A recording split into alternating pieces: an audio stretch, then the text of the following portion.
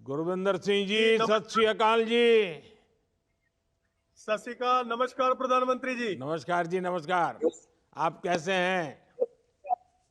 बहुत बढ़िया, चढ़ती कला सर। चढ़ती कला। चलिए, अपने बारे में कुछ बताइए। आप खेती कैसे करते हैं? जी सर, मेरा छोटा सा गांव है सारचूर, गुरदासपुर डिस्ट्रिक्ट में। और सबसे पहले मेरे किसान साथियों की तरफ से भी आपको नमस्कार।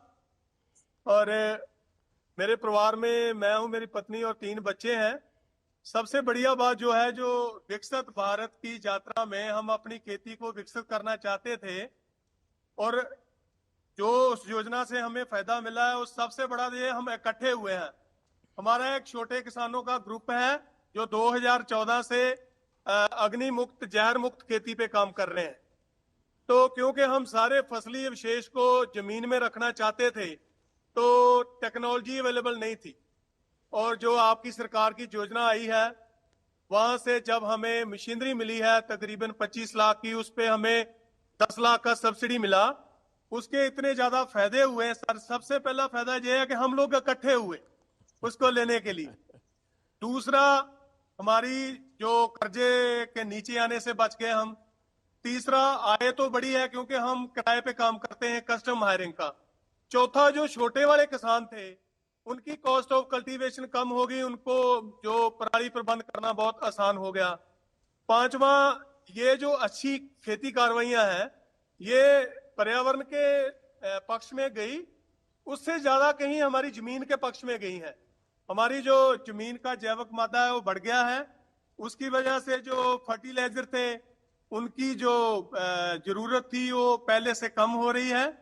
और सबसे बड़ा वाला फायदा जो है वो सर, पानी का और पर्यावरण का, उसकी कोई कीमत नहीं आकी जा सकती। आपने सही बात बताई। कौन कौन सी स्कीम है जिसका आपके क्षेत्र में लोगों को फायदा हो रहा है? सबसे बढ़िया अवसर यही था कि जैसे हमारे बहुत ज्यादा धान होता है, तो लगता था पराली इतनी ज्यादा, उसे कैसे उसका प्रबंध कर पाएंगे। उसके उसके लिए टेक्निक चाहिए थी। जब से ये आपकी सरकार से जो मदद मिली है उसकी टेक्नोलॉजी पर, जहां बोलो को मशीनीकरण पर, तो वो सारी की सारी जो पराली है, उसको अभी हम जमीन में रखकर ना सिर्फ गेहूं की सीधी बिजाई कर रहे हैं, हम तो प्रधानमंत्री जी धान की भी सीधी बिजाई कर रहे हैं। तो उससे जो जमीन को फायदा है वो तो है। और इस बार तो हमारा जो जिला है डिस्ट्रिक्ट गुरदासपुर, वो पंजाब में पहले नंबर पर है आग लगाने की घटनाओं में। और 55% फर्क पड़ गया, और मुझे लगता है अगले साल ये 85% हो जाएगा। और सबसे ज्यादा है कि मेरे जो साथी हैं, हमारा जो ग्रुप है, जंग इनोवेटिव फार्मर ग्रुप है उसका नाम, वो सारे खुश हैं, एक दूसरे की मदद से आगे बढ़ रहे हैं। अभी हमारा इरादा आपकी मदद से कुछ और बड़ा करने का है, एफपीओ के मामले में भी। मैं हमारे जो कृषि विज्ञान केंद्र गुरदासपुर है, उसकी जो पराली प्रबंध करने वाले किसान हैं, उनकी कमेटी का अध्यक्ष भी हूं। हम इसका बड़े जोर शोर से प्रचार भी कर रहे हैं, और हमें लगता है कि हम एफपीओ पे भी चले जाएंगे आपकी मदद से। मुझे ये भी लगता है कि आप किसान सम्मान निधि को बढ़ा दोगे, क्योंकि मोदी है तो मुमकिन है।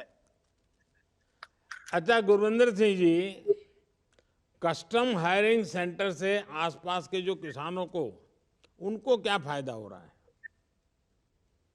बहुत फायदा हुआ है सर। आप यहाँ पर हमारा हेडक्वार्टर है, जहां पर हमने मशीनें रखी हैं, हम उसके 50 किलोमीटर के रेडियस में किराए का काम करते हैं सर। हमारे इलाके में किसानों के पास जमीनें जो छोटी छोटी हैं, स्मॉल फार्मर्स हैं, तो एक बार तो हम 60 किलोमीटर भी चले गए थे। एक जो किसान था जो पराली को आग नहीं लगाना चाहता था, हम उसकी गेहूं की बिजाई के लिए 60 किलोमीटर तक भी चले गए थे। वैसे 30-35 किलोमीटर तो जाते ही हैं। और अकेली पराली नहीं, ये गेहूं का भूसा भी और गन्ने की खोरी का भी हम जमीन में ही मिला देते हैं, हमारे पास मशीनरी है। अच्छा, जब गारंटी वाली गाड़ी आपके इलाके में आई, तो सामान्य जो हमारे किसान हैं, गांव के लोग हैं, गरीब परिवार के लोग हैं, उन सबको उसमें से क्या मैसेज गया है? क्या लग रहा है, माहौल क्या है? मैसेज सर अच्छा है। जैसे आप पिछले किसानों से बातचीत में भी बोल रहे थे कि अभी हमें ऑर्गेनिक की तरफ जाना चाहिए और ये जो केमिकल्स हैं खाद वगैरह इनमें कमी करनी चाहिए। वो सारा सर हो पाएगा अभी किसान को विश्वास हो रहा है कि उसको मदद मिलेगी। जैसे मैंने आपसे विनती किया है कि बहुत सारी चीजें मिल रही हैं मगर अपेक्षाएं और भी बढ़ गई हैं कि और भी मिलेंगी, क्योंकि आप हैं तो मुमकिन है। नहीं, हम हैं इसीलिए तो मुमकिन है, क्योंकि मुमकिन इसलिए होता है कि आप लोग मेरी बात मानते हैं। जिस दिन आप मेरी बात नहीं मानोगे तो कुछ भी मुमकिन नहीं है। और मैं बार बार कहता हूं कि अब हम पानी कम उपयोग करने वाली खेती करें, हम फर्टिलाइजर का दुरुपयोग न करें, केमिकल का दुरुपयोग न करें।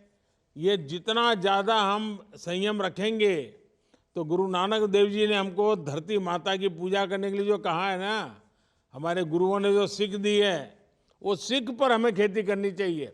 और मैं तो मानता हूँ खेती के लिए गुरु नानक देव जी ने जो प्रयोग किए हैं वो सबसे उत्तम प्रयोग है। कुछ नया सीखने की जरूरत ही नहीं है। चलिए, आप सभी से बात करके मुझे बहुत अच्छा लगा।